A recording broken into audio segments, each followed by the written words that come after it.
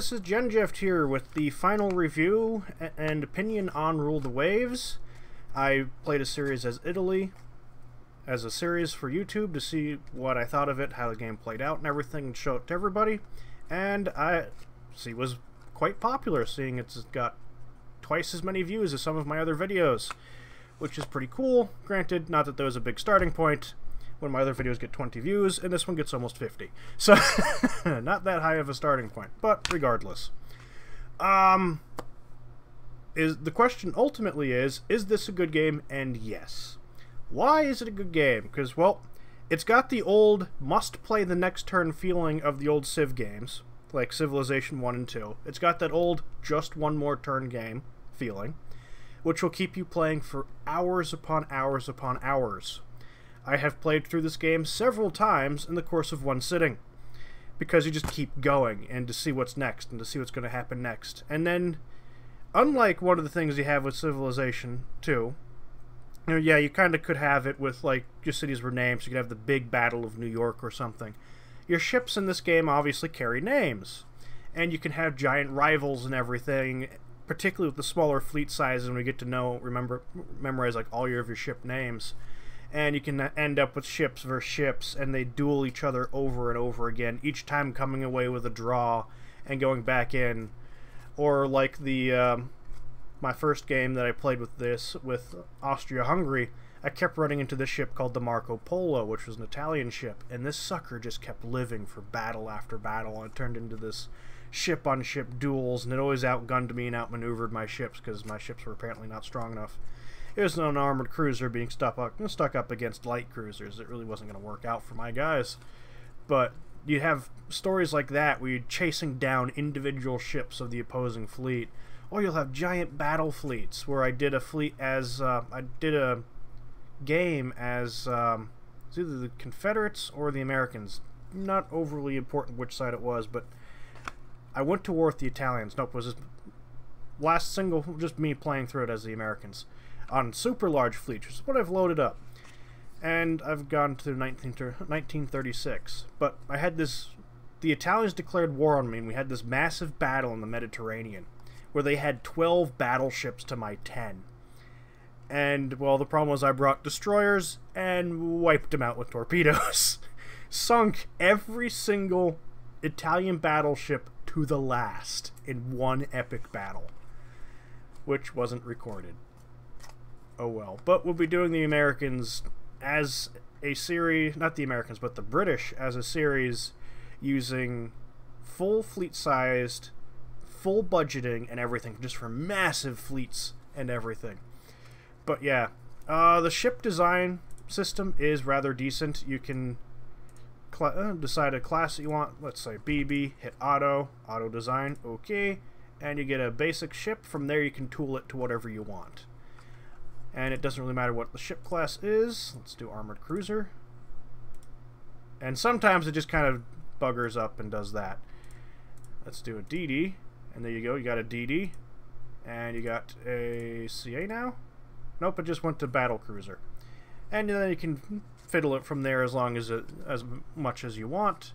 We can look at my current, some of my ships are currently in service. Let's look at the Montana class battleships, which we do that by going to view. We do that by going into Open Design for Rebuild. These have 18-inch guns. There's 10 of them. And one actual little ship that I kind of like, that I wanted to try out, is these things. It's a small light cruiser that's 2,100 tons, carries 5-inch guns, which is a destroyer armament, and torpedoes, but it has extreme long range, and unlike destroyers, these can do commerce raiding. You can't do that with destroyers. So I basically made a very large destroyer, which the game has the functionality of doing. And the annoying thing was, it kind of took some effort, because there was a fleet that actually had stuff like this. The Japanese fleet had what were just basically giant destroyers, which were either very small light cruisers or very big destroyers, which is what this thing is. And it didn't have armor. So I wasn't putting armor on it. But in this game, if you don't have armor on it, it either becomes a destroyer or an armed merchant carrier, and you can't make an armed merchant carrier that's like this thing. So that was kind of annoying. So there's a little bit of a lack of flexibility with the ship design, as they expect you to do certain things and not try to toy around with stuff. And then, like, I made the Tucson here. Lots of torpedoes. Carries a more, well, 6-inch armament. I tend to make my ships in line with what was historically accurate for World War II, where light cruisers have 6-inch guns and heavy cruisers have 8-inch guns or more, and lights are 6-inch guns or more. Yeah. The game likes to auto-design light cruisers with 7 or 8-inch guns. But, oh well. And I just threw a bunch of torpedoes onto this thing. Which is kind of something the Americans didn't do with their cruisers. They didn't throw 12 torpedo broadsides onto them. But I did. And, yeah, a couple of funny things, funny little glitches I noticed with this particular game.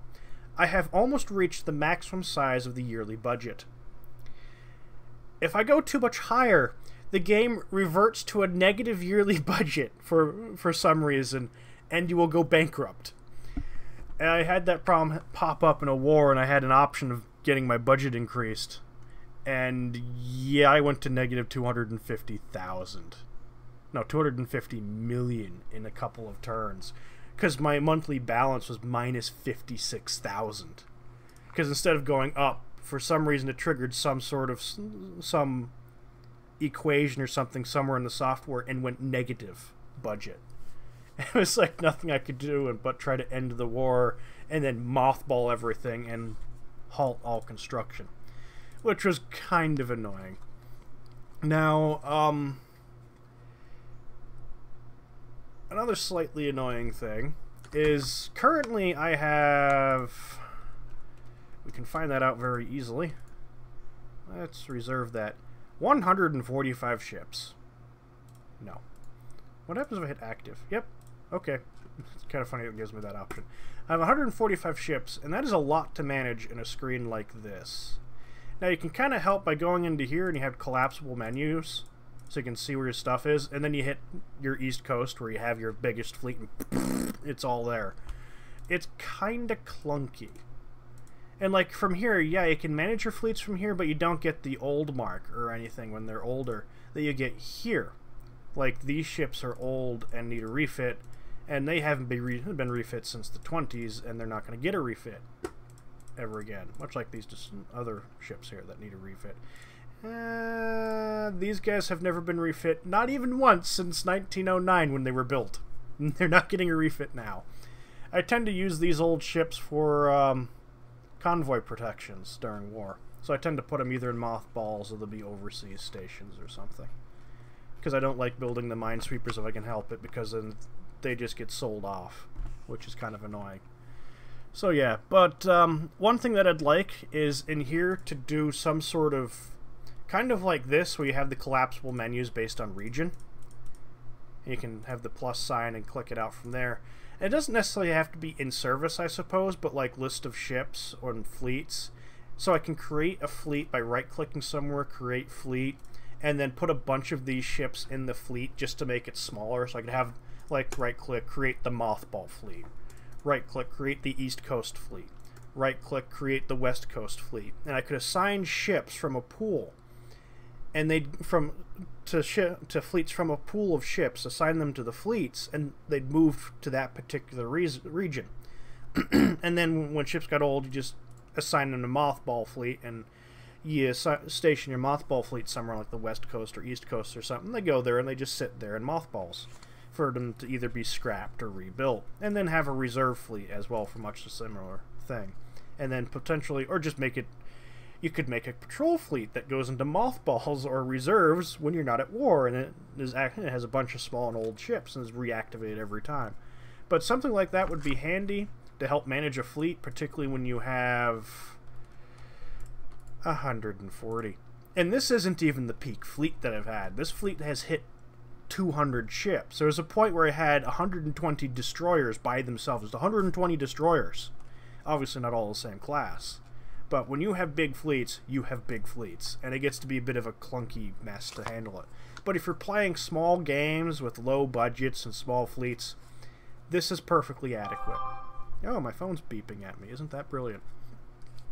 But yeah, The other good things. The development team is quite responsive, and they'll ask the people questions, like they've asked if people want to move the submarines around, and they are very quick on responding on bugs and acknowledging that they exist and fixing them. The next series I play will have a patch that actually fixes the problem I had with 6-inch trinary guns being removed and refitting, which kind of annoyed me. I think I was the first person to notice that bug, but me being the traditional American sticks a lot of guns onto ships. 24 8-inch cannons on my new heavy cruiser class ships, 24 6-inch guns and turrets, and 23-inch guns and turrets somewhere that I pretend are anti-aircraft batteries. So yeah, I stick lots of guns on my stuff. I tend to notice when I can't stick guns on things. So yeah, but there's a patch that's fixed that, which will be used for the next series. I didn't want to upgrade mid-series and risk having the save break, because then that kind of sucks. So yeah, but we'll be doing another game with England, just for the heck of it. And I'm not going to be making them as lightly armed as the AI seems to, because I had a battleship fleet with the English battleships in this game, with this particular game, and this particular save, and they're so lightly armored, and my ships have, the newer ones at least, have such big guns that it went straight through the armor, into the munitions, and they all blew up. Like, one volley would blow up a ship, another volley would blow up the next one, another volley would blow up the next one. So it's just kind of like, well, this is like shooting ducks in a barrel. That should be fish in a barrel. Oh well, but yeah, it's like shooting fish in a barrel. It was just every shot a British ship went down, which was kind of funny. But hey, that happens. Oh well. So yeah, the combat is, I think, very good. It's pretty simple. Graphics are very basic, so it runs on everything, which is convenient. You could run this on a modern computer, could run this on a computer from the 1990s. It'd probably still work perfectly fine. A little bit slower, perhaps, but still work. And it just goes to show that even today you can have a game that doesn't have AAA graphics, or even B-class graphics, or C-class. This is decidedly basic graphics. With, as you can see here by looking at the view data thing, these are very basic 2D graphics. That doesn't matter, because it leaves a lot to your imagination, so you can just imagine the battle happening. It goes faster in some ways because of that. It's not rendering these massive graphics, and you have a picture whatever's going on that you want. However it happens, doesn't matter. It's your mind doing, like, rendering the world, which is kind of nice, and it runs very well. And there's another game that's a lot like this called, I think it's like Ironclad Civil War. There's a small series of these games, and they play a lot like this, but the game sucks. Because it just doesn't look good. And they tried, and it's kind of like that Uncanny Valley kind of thing, where you get there, you're trying to get there, and you just don't quite make it. Oh, these guys didn't even bother, and it looks better that way. They put all the effort into the gameplay, and it shows. The gameplay is fantastic. And there's a bunch of new features they've added for the next patch, so we'll be looking into that with the next series. If you like fleet battle games, but you don't have a lot of time, this is great, because you can save mid-battle, you can save at any point and quit whenever you want, and go back to that save, which is very well done. There's a lot of games where, like, you go into a battle, you've got to finish that battle. You can't stop playing it. Like the Total War series, you get into a battle, something happens, you got to either you leave the computer there and hope it doesn't crash. Like with this thing, I could be playing a battle, there could be a fire call with the fire department. I can save, quit, and come back later on. Can't do that with like the Total War series or anything. So that's very nicely done. So you can close it down, pick it up whenever you want, which is nice. There's a limited number of save slots, which is kind of annoying, but it's 10 save slots, I think. I don't really know. I've only used 4. So yeah, there's a limited number of save slots, but you really don't need that many save slots. So yeah, course, that also means it's kind of slightly always hardcore, because if something happens, you can alt F4 it and hope that you can recover from a previous save, but that could be 5 years prior to that incident, and you have to redo all 5 years again. So you don't really want to do that. So it's kind of like mildly hardcore gaming that way, because you can't really just you put a game in a save slot, and it's in that save slot. You can't save multiple copies of the game at different points somewhere. It's in that save slot. So don't screw up, because you'll be paying for it for the rest of the time. Which is probably why there's actually a gap in episodes in my previous series, because I think I did that when I lost a ship. That would explain the gap, actually. But, yeah. So, is it good? If you like games like this, when you're running a fleet and everything and having Navy combat and sitting there with the above-ship view, managing everything and giving your ships orders, this is the game for you. Particularly if you're short on time and can't dedicate hours every day to a particular game, or just an hour to do a battle. Because with this, you can do a battle for 20 minutes, save, and come back later on. You can't do that with Total War. If that's the stuff that you're interested in, this is really the game for you. If you like these kind of fleet battles and everything's very good. There's really nothing like it out there. There's things that look better, but they don't have the flexibility. And for basic flexibility and very good foundation gameplay, this is it. If that's not what you like, then don't get it. It's that simple, if it's not what you want. But this is something that I enjoyed. I find it to be very good, very well put together. It's probably only crashed once, and I think that was my fault, so it's very well, it runs very stably. You can get it at the links below. I don't really do number scores, so don't expect a number score for this from me, other than it's very good, and this is something that you like to do. You can't go wrong getting it. If this isn't something that you like to do, if fleet combat isn't your thing, and you want something that's flashier, then don't. But if you do, great. Very good game. You're not going to go wrong with this thing. And that pretty much sums it up. I'll see you with the next series. And, yeah. See you later.